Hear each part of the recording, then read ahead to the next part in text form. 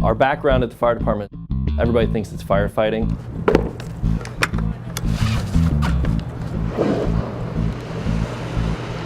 But we also focus on the rescue side. Cars in the ponds, people stranded on buildings, people stuck in confined spaces.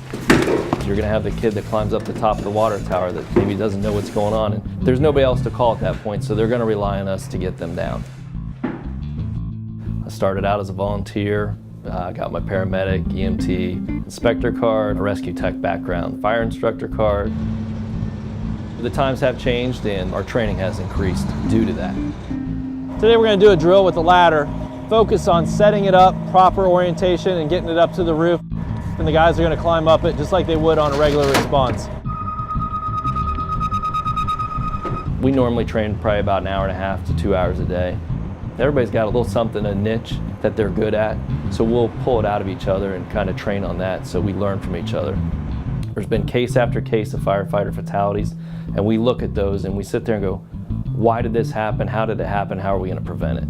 I've been with Westerville since '99, and it seems like there's a lot more technology on the truck, the safety measures, everything seems to be changing. I typically run that thing every morning, trying to set up and get into situations where I wouldn't normally be in. We will run through those entire trucks from front to back every time we work.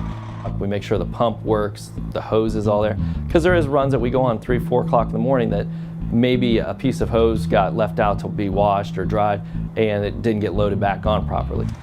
This is something we work with every day. We have a claim to it. The engine rescue that we have, we kind of call it the big toolbox because it does carry every bit of what you'd have in a tool chest at your house. So a lot of times we're kind of looking in our toolbox going, oh, we can do this or we can't do that.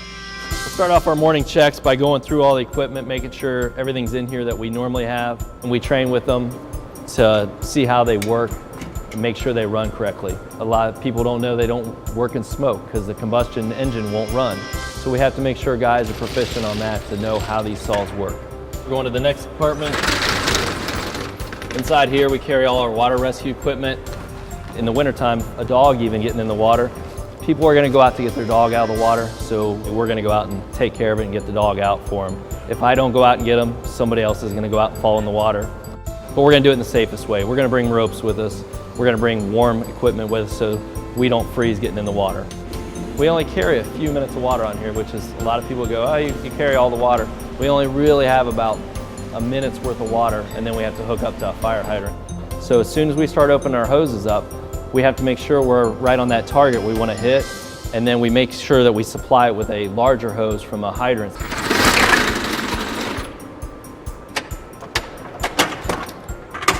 So what we have here is our hydraulic rescue tools.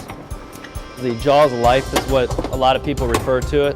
What this does is we can actually put this underneath a car or inside a side of a door, and we can spread apart the metal, or we can lift it up.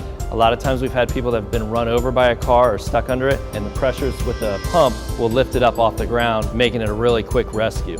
And then the other one we have is the cutters. If you look at this, it looks like a big pair of scissors. So we can just use the tool the same way, and we can cut metal. So if we want to remove the roof all the way off the car, we can go around and just make cuts around there, and it takes the metal away from the car.